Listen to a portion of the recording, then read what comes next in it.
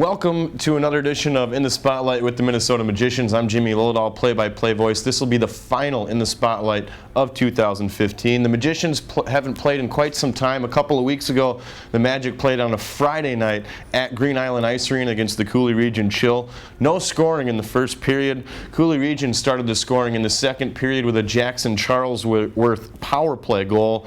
Quagalita and Thiessen had the assist. As it went to the third period, the Magicians' Brady Hepner gets his 7th goal of the season. Casey Jerry gets the lone assist. So this was a low-scoring affair. It went to overtime. No scoring in the overtime. It went to a shootout. Nico Luca had the lone goal for Coulee Region as the Magicians fell on Friday by a final score of 2-1. They do get a point on the weekend, or on that Friday night. As it went to Saturday night here at Richfield Ice Arena, the Teddy Toss, Braxton Collins gets his 2nd goal of the season. Just a couple of moments into this one, or halfway through the first period, I should say, and out come the Teddies. Larry Youngworth and Jack Christensen had the lone assists. Another low-scoring affair. There was no scoring in the second period. In the third period, Tyler Bump gets his 4th goal of the season. Joe Nathy and Johnny Panvika get the assists as the Magicians led 2-0. Tyler Klein gets a goal for the Wilderness as they tried to come back. It was a power play goal. Tyler Vold had the lone assist as the Magicians beat the Wilderness by a final score of 2-1 on Saturday.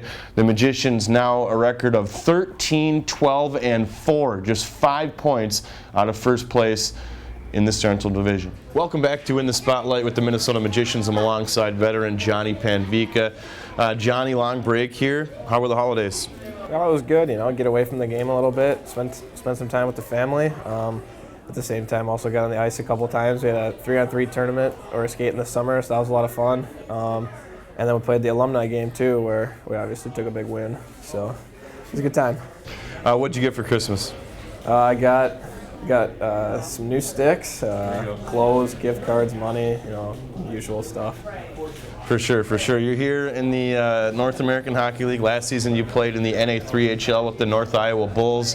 You won a national championship. How big was that? Oh yeah, that was definitely a goal of ours from the time that I got there. We were building towards that, so to be able to do that was pretty special out in Connecticut there. Magic are 3-0 against the top 2 clubs in the division, a record of 13-12-4. A nice place to be given the start. Yeah, definitely. Super happy with the direction we're going, especially lately, how we've been very good in all 3 zones. So if we can just keep tightening things up, we could really put together a good second half and be in a good playoff position for home ice maybe. You're a local guy. You played at Bloomington Jefferson. Jack Weiss, Colin Hernan, a couple of guys that were from Jefferson that have played for the Magic. You were down in North Iowa last year, a little bit down in Amarillo, Texas. So what's it like to come home to where you grew up? Yeah, it's definitely cool seeing people around the rink. People are out in the community too. Like I tell them I'm playing for the Magicians, and they're like, "Oh my God, I didn't know that."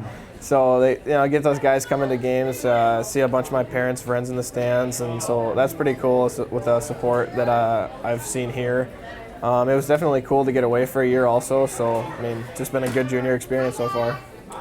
This weekend, it's the Springfield Junior Blues, the top team in the Midwest Division, a team that you guys haven't faced off against this year.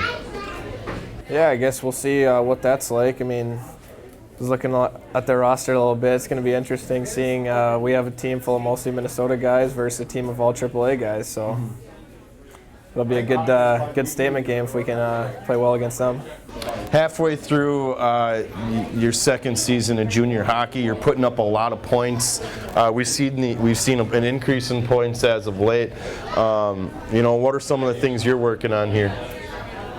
Just being hard on the puck everywhere, all over the ice. Obviously just trying to use my teammates to make plays, and it's been working lately. So just keep shooting the puck, keep trying to make plays with guys that I have, and keep getting to the net. You're one of the first guys to score for the Magicians this year at the Showcase. What was it like to get that one off your back? It's definitely nice to get the first goal, first point anywhere. So to do it in the first game on the first goal of the year was cool. So we talked about the long break. You guys are getting back at it against Springfield, the halfway point in the season. What's it like playing for Scott Meyer? Tom Upton started the season. Obviously, things weren't going as planned. Since Meyer's taken over, things have really changed. The record has improved, more shots per game, more, obviously the team's finding the back of the net. What's it been like playing for Meyer? I think kind of once that happened, it was a little wake-up call for everybody that nobody's safe, and it was unfortunate that it had to happen, but obviously it's been a good thing for us. So having Meyer, we just he expects a lot from us. So, and I guess what he's expecting, he's been getting so far. So keep it rolling, I guess. Absolutely. Johnny, thanks for taking the time. Thank you. And welcome back to In the Spotlight with the Minnesota Magicians. A big thanks to Johnny Panvica for taking the time. This week's brief wrap-up. The Teddy Toss was a success. A couple hundred bears, all delivered to the Children's Hospital by Johnny Panvica and the front office staff here for the Minnesota Magicians.